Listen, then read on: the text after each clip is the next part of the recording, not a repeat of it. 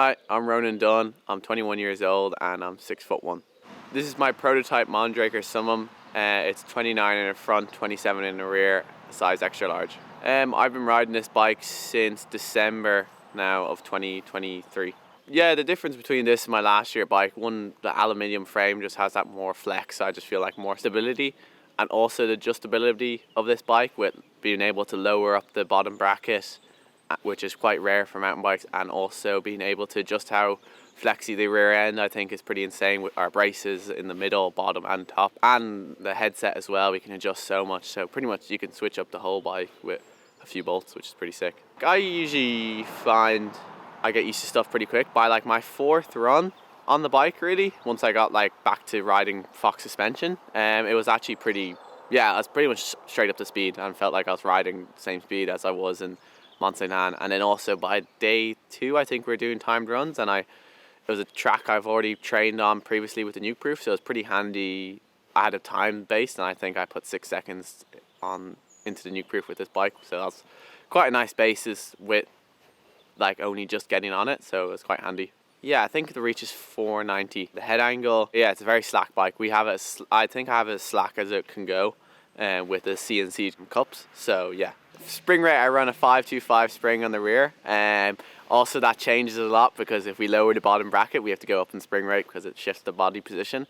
And then on the forks, I would be running about 92 psi on the front with like freshly serviced suspension, but right now my suspension is due a service, so I've dropped down to about 83 psi or so, 85 psi. Yeah, for me, I constantly change my, like, I'll do a team camp and we'll do testing and I'll have one set up, and then by 2 weeks later I'll have it completely changed. I'd say I'd run it fairly firm enough, like with compression, just so I don't be bottoming out too hard. So for tire choice, I run Maxxis Minion DHR II. I just feel it's a pretty all-around good tire. It's just working perfectly for me. You'll definitely wash the front. It'll wash, but then it'll grip perfectly. So there's like a stage where you have to be leaning it over. I feel like if you just push on the tire, it goes. And it's pretty good for all-round conditions as well. No inserts actually with the ethirteen carbon wheels. I feel like there's not much need because they're so strong. But I still need to test that out. Maybe it's something that we could be lacking, but it would be good to try. For my bar width, it is 790s. And rise, I think, so my bars are 30 mil, and then I think I have another 15 mil of stem spacers. I run a quite high front end.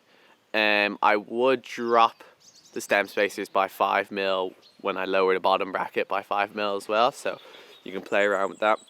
But yeah, I think that's kind of coming off from Dakota. For stem, I have the on-off stem, and that would be about a 40 mil stem, and then we can play around from 5 to 10 mil on it. Yeah, the headset inserts, I think they're CNC made, and then they just like slot in, and then we can literally adjust pretty much anything we want on it, just with angles, or you can make the bike, obviously with the headset, it's quite a big headset, so we can play how far forward we want to bring the bike. So I think for my next frame, we'll have a bigger frame, but then have the headsets shorter, so we've more to play with. Yeah, I definitely run the bike pretty long because it just gives you that kind of motocross feel. But yeah, for like Irish tracks, you would prefer to have a shorter bike, but it's good to get used to riding a big bike on like tight tracks. I think it helps. Brake lever angle, I'm sure my mechanic has it written down somewhere, but I just kind of go feel and have a relatively, I run them quite flat, like because I'll have you off the rear end a bit and not a very steep angle.